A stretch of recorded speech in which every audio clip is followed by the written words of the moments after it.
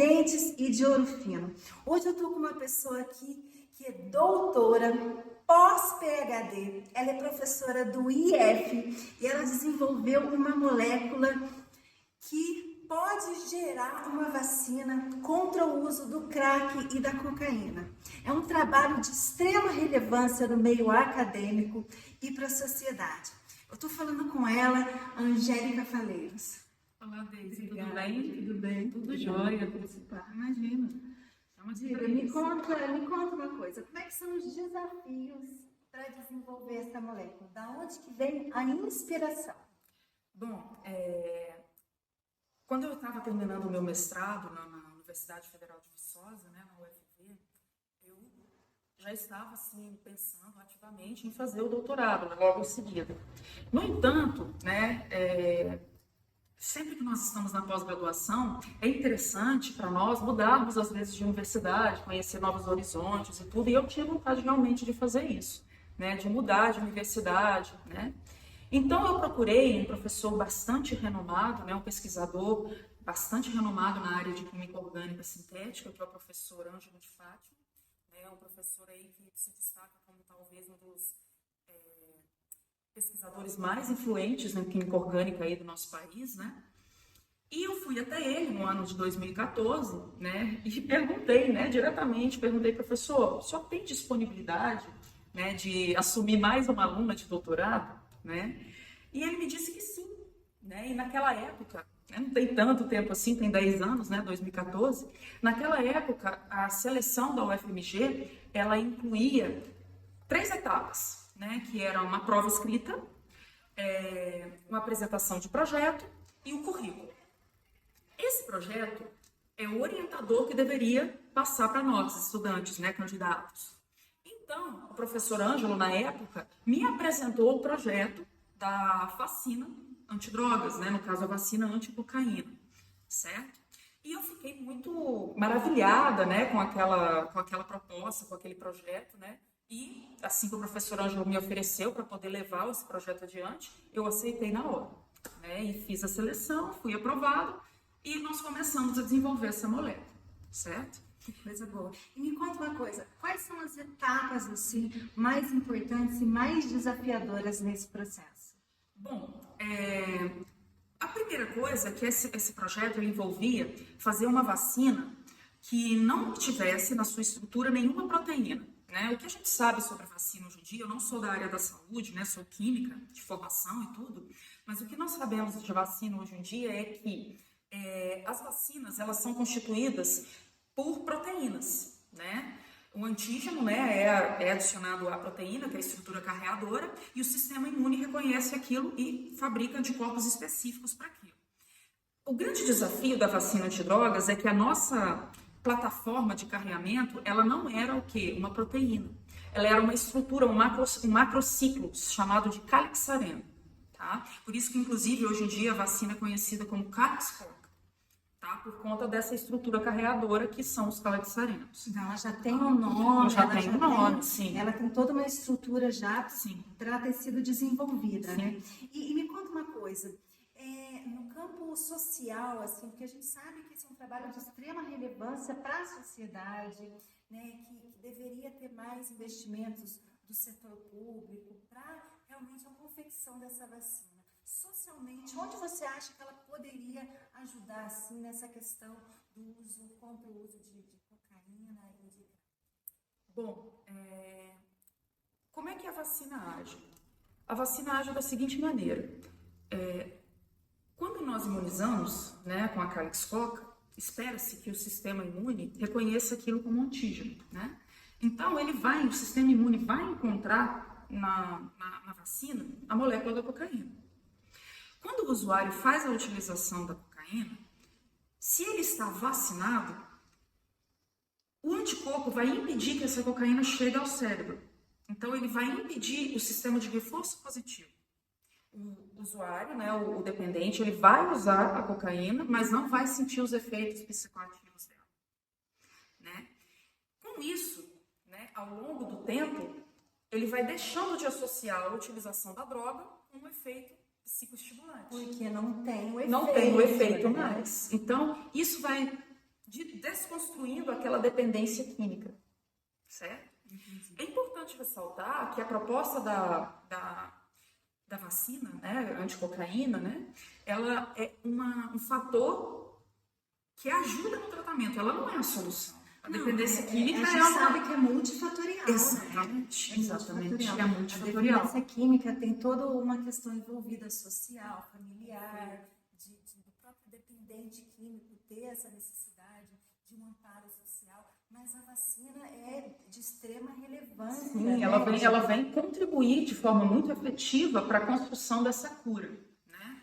Desse controle. E me conta mais uma coisa, Angélica, no sentido assim dos próximos passos, o que ainda está faltando? Existe algum incentivo, existe algum apoio público para realmente, de fato, a gente poder desenvolver? Quais são os próximos passos?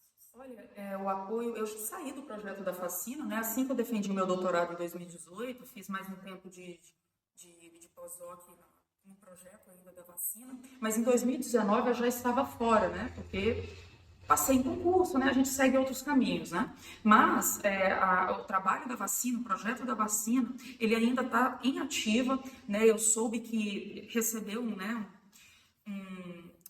financiamento, né, do Estado de Minas Gerais, inclusive isso é público, né? Está em vários jornais, né? Em vários meios de comunicação. E ela ainda está acontecendo assim, de forma esplêndida, né? Sob a condução do professor Ângelo de Fátima. É claro que o desenvolvimento de uma vacina, assim como a obtenção da patente dela mesma, ou a possível aplicação dela, né, em seres humanos, demora-se muito tempo, né? Às vezes até 15, 20 anos, né? O que eu sei é que já foram testados em primatas, obtiveram também respostas excelentes de imunização, né? E que já estão caminhando para os testes clínicos serem realizados, certo? É isso que eu sei. Mas é importante salientar que, apesar de ter contato ainda com o professor Ângelo de Fátima e tudo, eu não estou dentro do projeto mais, né? Eu e o Leonardo, né, o professor doutor Leonardo, que fomos os doutorandos que desenvolvemos as moléculas, né, que deram origem aí à Calyx Coca, que nós não estamos mais no projeto, nós defendemos o nosso doutorado e seguimos outro caminho. Tem outros alunos aí de pós-doc que estão levando esse projeto tão importante adiante. Deve ser uma sensação de missão cumprida, deve ser feito muito trabalho relevante, cientificamente já todo amparado, né? Precisa aí, se tiver alguém interessado aí em patrocinar, desenvolver, né? Tanto na área pública quanto na área privada, né? Sim, com certeza. É um trabalho de extrema relevância, né? Inclusive, assim, ele teve um apoio midiático muito importante ali no ano de 2017, depois voltou aqui no ano de 2022, 2023, certo? Saindo em jornais importantes, meios de veículos, né, jornalísticos importantes e tudo. Então, ela, assim, são poucas as pessoas que, às vezes, você fala desse projeto e não já tenha falado, nossa, nunca ouvi falar. Porque, realmente, as pessoas, assim, acharam tão interessante e tomou proporções tão grandes que elas já ouviram falar da Calyx Coca, né? Então, assim, ela tomou proporções bem grandes aí no termo midiático. Então, é de extrema importância, mas eu acredito que, claro que o incentivo, né, incentivo monetário é sempre muito bem-vindo, porque pesquisa é dinheiro, né? Exatamente, fugiu a palavra, o investimento tem que acontecer na pesquisa. A pesquisa só acontece quando tem investimento, isso aí é fato, né? Você, com certeza, provavelmente, se tivesse tido um investimento maior, teria continuado no projeto. Ou não necessariamente, a motivação era mais científica para conseguir finalizar mesmo o doutorado, na esperança de que alguém pudesse seguir nesse caminho. Provavelmente, não sei, às vezes ser um maior investimento e tudo, sim, né? Talvez poderia ter continuado mais um pouco, mas de qualquer forma, como é uma pesquisa muito longa, né? Os protagonistas eles vão mudando, né? Eu e o professor doutor Leonardo, nós demos início, né? Nós sintetizamos a Calyx Coca e demos início ao pontapé, né? Mas é claro que ao longo dos anos, como isso já tem 10 anos, os protagonistas vão mudando, certo? Mas nós fomos os doutorandos responsáveis pela síntese da vacina. Mas o grupo hoje da Calyx Coca, ele conta com especialistas de altíssimo nível, né? Eu ainda tenho contato com alguns, certo? E ele está a todo vapor, né? Cada vez chegando mais próximo aí de desenvolver realmente algo que possa ser utilizado aí anos, né, no tratamento da dependência química. E eu acredito que depois disso consolidado, ele vai ser um grande ganho aí para o tratamento dessa doença tão terrível, né, que tem... É um vício, né, Sim, gente? tem... É de extrema importância, Sim. é uma questão social muito importante, Claro, né? claro. É uma questão a esperar mesmo que apareçam pessoas que continuem o projeto, que dê seguimento, né? E eu queria te pedir mais uma coisa, que é que se você puder deixar uma mensagem para o meio acadêmico, para os estudantes, em relação a projeto científico, qual seria a sua última palavra, assim, para deixar para eles? Olha, o que eu tenho para dizer é que a ciência, ela traz uma sensação muito grande de realização, né, a pesquisa, porque eu não sei se você conseguiu ver, ouvir, né, essa reportagem, mas tivemos recentemente aquela professora da USP que é a Propila, desculpa, me fugiu a palavra agora, né? São muitos nomes. São muitos nomes. Complicadinho. Mas ela conseguiu resultados incríveis em pessoas que com tetraplegia e as pessoas já conseguiram movimentos, certo? Isso é fantástico. E precisa de investimento. Precisa de investimento. Inclusive, essa pesquisadora já vem desenvolvendo esse projeto, eu acho que tem mais de 20 anos. Né? Então, agora que está tendo esse alcance midiático, né? Porque os resultados, eles são maravilhosos. Então, assim, muito... Quando a gente realiza pesquisa e consegue contribuir, assim, de uma maneira satisfatória, isso aí é uma realização, eu acredito, é uma realização de uma vida, né? Então, Olha, eu fico até arrepiada. é uma realização de uma vida. Às vezes, a missão da pessoa está ali, contribuir socialmente, cientificamente, para o meio social.